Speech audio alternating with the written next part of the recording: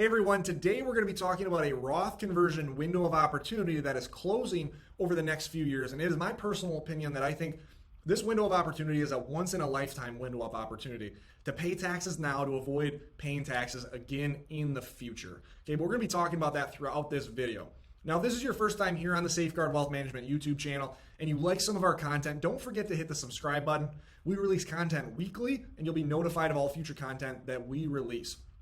Now, one of the most common questions that I receive from YouTube viewers and commenters, or even from clients, is how do we know whether a Roth conversion makes sense this year versus next year versus sometime in the future, or even if Roth conversions make sense at all? Okay, and so what I want to do is record a series of videos that lays out why Roth conversion might make sense today to save on taxes in the future. We're going to be going through different tax hurdles that you might see in the future that might raise your marginal tax rate, thus making the conversion today make sense. Now, I want to start with this window of opportunity because I think it's one of the most simplistic reasons conversions today make sense. So let's go ahead and get into it. And I want to start off by talking about taxes in a historical context. Okay, I know it might not seem like it, but right now we are at historically low tax rates.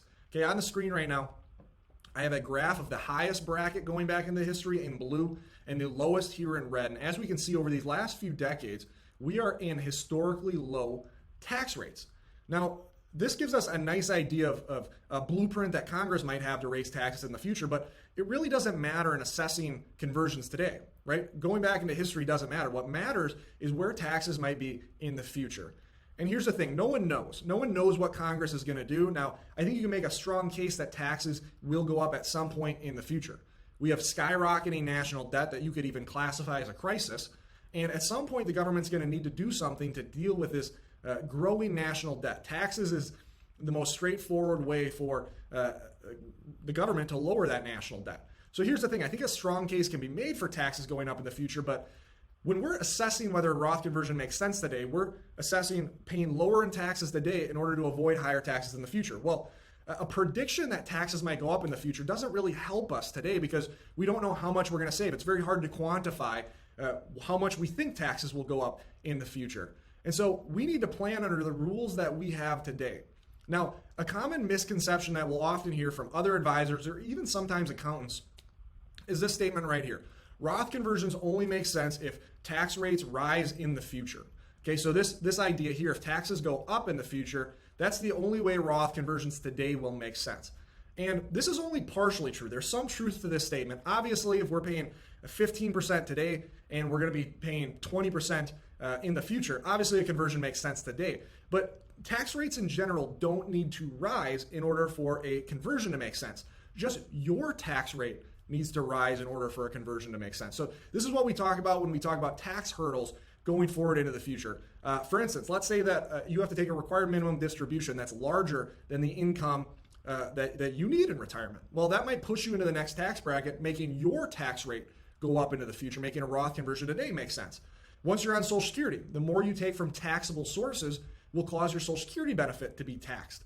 And so taking $1 from an IRA might cause that dollar to be taxed, but also your Social Security benefit to be taxed, essentially being double taxed. Well, that will raise your marginal rate in the future. Thus, again, making a conversion today makes sense.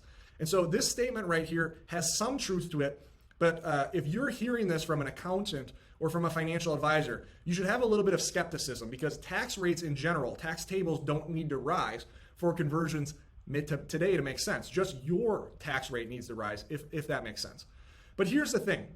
We know this window of opportunity, we know in the future tax rates are set to rise. Okay, there was something in 2018 that was put into law called the Tax Cuts and Jobs Act. It was put into law by the Trump administration. Basically what it did, prior to this law, these were the tax tables right here. Now, these are the tax tables. Okay, so as we can see across the board, okay, prior, let's say in 2017, okay, there was the 10%, the 15, the 25, the 28, and so on. Well, in 2018, those brackets lowered across the board by 3 to 4%. So the 10% bracket stayed the same, but the 15 became the 12.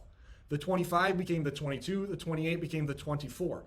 So this happened in 2018 and will last until 2025. In 2026, this Tax Cuts and Jobs Act is set to sunset if Congress doesn't step in the way and extend out this Tax Cuts and Jobs Act.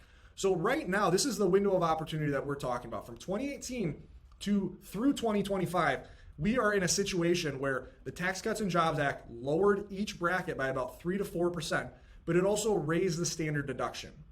Okay, so oftentimes, even if somebody's still working and retiring over the next few years, we'll hear answers when we talk about conversions. We'll hear objections like, converting right now is crazy. Okay, I'm working. I should be in a lower tax bracket when I retire because I'm taking less income. So why would I convert when I'm paying higher taxes in order to avoid paying lower taxes in the future? Well, let's take a situation right now where someone's currently in the 24% bracket, and we estimate that in retirement, they're going to be in the 22% bracket. Okay, and let's say they're retiring in 2027. Okay, well, right now, if they convert at 24%, they'll pay obviously 24% plus whatever marginal or whatever state tax they have. Well, in retirement, if they're in the 22% bracket, the 22% bracket is turning into the 25% bracket.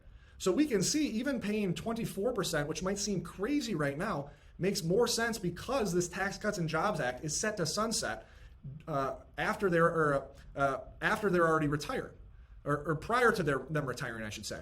So paying 24% to avoid 25% obviously makes sense. And so this Tax Cuts and Jobs Act opened up a window of opportunity that I think is a window of opportunity we may never see again in our lifetime. Now, that being said, could they extend out this Tax Cuts and Jobs Act past 2025? Of course they can. I haven't heard it talked about a lot, but they could also end this Tax Cuts and Jobs Act much sooner as well. So this window of opportunity could even close down sooner. And so when we look at it from a standard deduction side, we've seen the tax rates went down basically almost in every bracket you looked at. But from a standard deduction side of things, standard deduction was raised. It was almost double. And so now over 90% of people take the standard deduction rather than itemizing deductions because the standard deduction is that large now. And we can see this in 2017 versus 2018, looking at the standard deduction. For single filers, we see that the standard deduction almost doubled. For married filing jointly, again, the standard deduction almost doubled. So what does this mean? What does the Tax Cuts and Jobs Act mean in layman's terms? Well, basically, less of your income is being taxed because the standard deduction rose. Okay, so the standard deduction basically sets aside a portion of your money that isn't going to be taxed. And not only is less of your income taxed, but less of your income is taxed now, again, at a lower rate as well. And so I think this is a huge window of opportunity that makes the case for performing Roth conversions now to save on taxes in the future.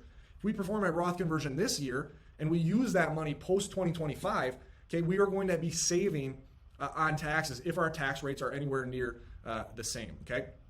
And so how do we view this in a forward-looking tax plan? So we have a situation here, which is just an example plan, and I drew this black line here to show this Tax Cuts and Jobs Act expiring.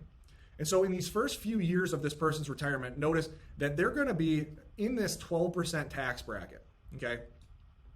Now later, I should back up a sec.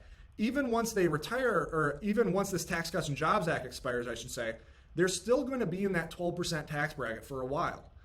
It's not until RMDs start that we estimate their RMDs are going to push them to owe or take more income than they actually need. And this Tax Cuts and Jobs Act is going, let me back up a sec. This RMD is going to push them into the current 22% bracket, but we know this 22% bracket is turning into the 25% bracket.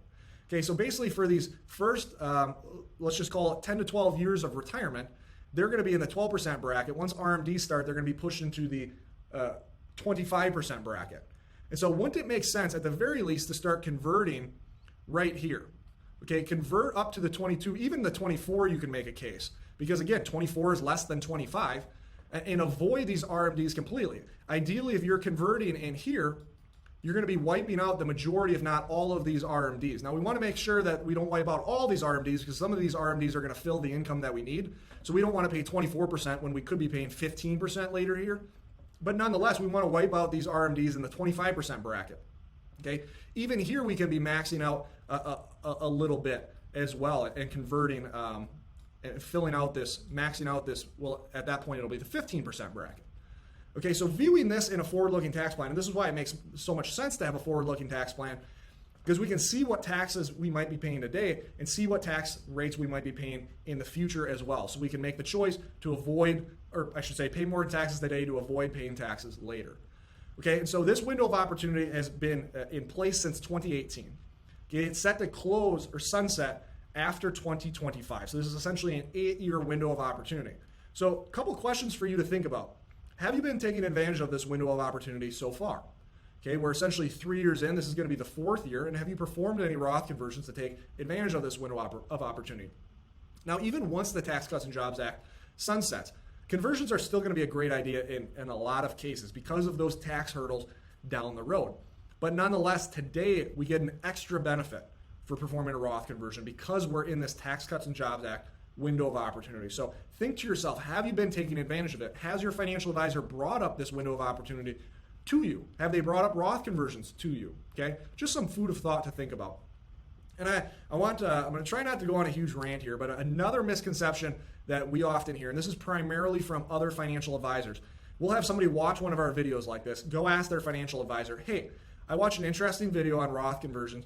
Do they make sense in my scenario? And oftentimes they'll hear something back like this. I'm not a tax professional, I'm a financial advisor. You have to go talk to your CPA to assess whether a Roth conversion makes sense. And I'll just say, if you're hearing this from your financial advisor, there should be red flags left and right going on in your head.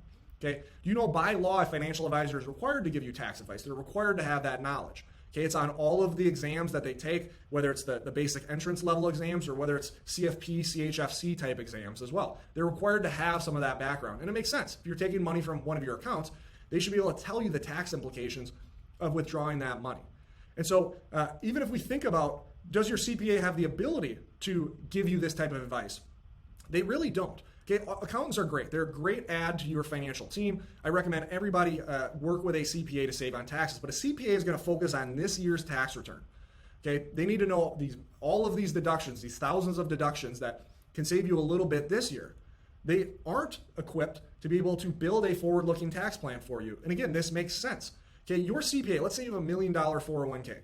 Your CPA doesn't know how that 401k is invested. If it's invested in a stable value fund or a small cap stock fund, those are going to have wildly different RMDs down the road. Well, your CPA isn't going to be able to accurately assess that for you down the road. It's really not their job. So the only person that you're going to get a forward-looking tax plan from is your financial advisor. And so taxes are too important for your financial advisor not to provide that as a service. Okay. And so again, if you're hearing this type of objection from your financial advisor, I highly, highly recommend you search elsewhere, get another opinion from a financial advisor that does provide sound tax advice that will do this forward-looking tax plan and Roth conversion planning. Now again, we always say here on this channel, you don't need more money, you need a better plan. Okay, and small changes here and there can make a huge difference over your retirement. Okay, and so rather than worrying about what's going to happen with the stock market, where's the next 10% gain going to come from, I think it's more important to look at your retirement plan. And there's a lot, I will say, easier and more higher likelihood of finding that next 10% out of your retirement plan rather than risking it in the market. Okay. Now, if you like this video, if you like other videos that we have on our channel, don't forget to hit the subscribe button. We really appreciate it. You'll be notified of all future videos that we release. Thanks for watching. Let us know if you have any questions in the comments below. Have a great rest of the day.